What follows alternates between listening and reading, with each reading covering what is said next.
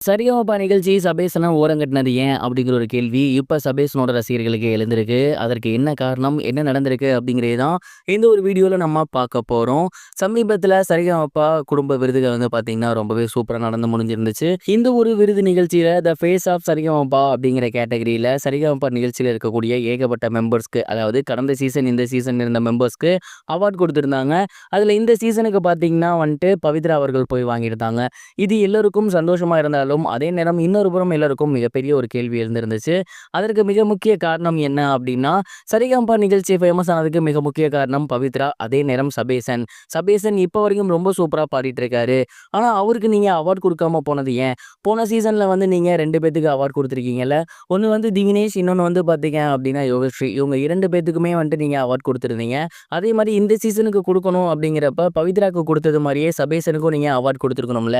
நீங்க ஏன் சபேஷன ஓரம் கட்டிட்டீங்க? போன சீசனுக்கு மட்டும் 2 பேர், இந்த சீசனுக்கு ஒருத்தர் தானா? அப்படின்னு எல்லாருமே பயங்கரமா கேள்வி எழுப்ப ஆரம்பிச்சிருக்காங்க.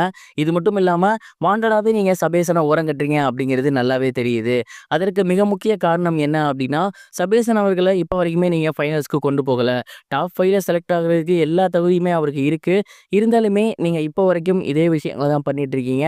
இதுக்கெல்லாம் என்ன சொல்றது அப்படின்னே தெரியலன்னு தொடர்ந்து ரசிகர்கள் சோசியல் மீடியால சொல்லி வந்துட்டு இருக்காங்க. ரசிகர்கள் ஆதங்கப்படுறதும் கரெக்ட்டா தான் இருக்கு. கடந்த சீசனுக்கு நீங்க குடுத்தீங்க 2 பேத்துக்கு அப்படிங்கிறப்ப, இந்த சீசன்லயும் 2 பேத்துக்கு குடுத்துருக்கணும். அதுலயும் சபேசன் ரொம்ப முக்கியமான ஆள். அவர ஓரம் கட்டியிருக்காங்க. அது மட்டும் இல்லாம இவங்க சொல்றது போலவே பார்த்தீங்கன்னா, டிக்கெட் டு ஃபினாலேல இப்போ வரைக்கும் அவர செலக்ட் பண்ணாம இருக்காங்க. இதெல்லாம் வச்சு பார்க்கும்போது, சரிகமப நிகழ்ச்சி சபேசன ஓரம் கட்டுறாங்களா? அப்படிங்கிற ஒரு கேள்வி தான் இப்போ வரைக்கும் எல்லாருக்குமே எழுந்துட்டு இருக்கு. அண்ட் இந்த ஒரு விஷயத்த பத்தி நீங்க என்ன நினைக்கிறீங்க? வாண்டடாவே அந்த ஒரு நிகழ்ச்சி சபேசன ஓரங்கட்ட பார்க்குறாங்களா? இல்ல அன்றைய ஒரு தேதிக்கு சபேசனால வர முடியாம போயிருந்துச்சா? அப்படிங்கிறது மிகப்பெரிய ஒரு கேள்வியா இருக்கு. இத பத்தி நீங்க என்ன நினைக்கிறீங்க? அப்படிங்கிறத மறக்காம கமெண்ட் பாக்ஸ்ல ஷேர் பண்ணுங்க. இது ஒரு புறம் இருக்க, பிரபல நடிகரான விஷால் அவர்கள் ரீசென்ட்டா ஒரு இன்டர்வியூல நான் ஏன் மகுடம் படத்த டைரக்ட் பண்றேன் அப்படிங்கிறத ரிவீல் பண்ணியிருந்தாரு. அதற்கு அவர் முக்கியமான ஒரு ரீசனா என்ன சொல்லியிருந்தாரு அப்படின்னா, இவ்வளவு வருஷமாலுமே நான் தமிழ் சினிமாவையும், தமிழ் ரசிகர்களையும் மட்டும் தான் நம்பியிருக்கேன். அவங்க எனக்கு மிகப்பெரிய ஆதரவா இருந்திருக்காங்க. இக்கட்டான சூழ்நிலையிலும் கை கொடுத்திருக்காங்க.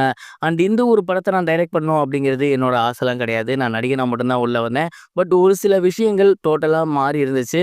அத பொறுப்புணர்ச்சியோட ஏத்து நான் தலைமை தாங்குறேனே தவிர, நான் டைரக்ட் பண்ணணும் அப்படிங்கிறதற்காக பண்ண வரல. நான் ஆரம்பத்தில அசிஸ்டன்ட் டைரக்டரா தான் இருந்திருக்கேன். ஆனா அதுக்கப்புறம் ஒரு நடிகனா மக்கள் என்னை ஏத்துக்கிட்டதுக்கு அப்புறம் டைரக்ஷன் சைட் போகணும் அப்படிங்கிற எண்ணம் கிடையாது.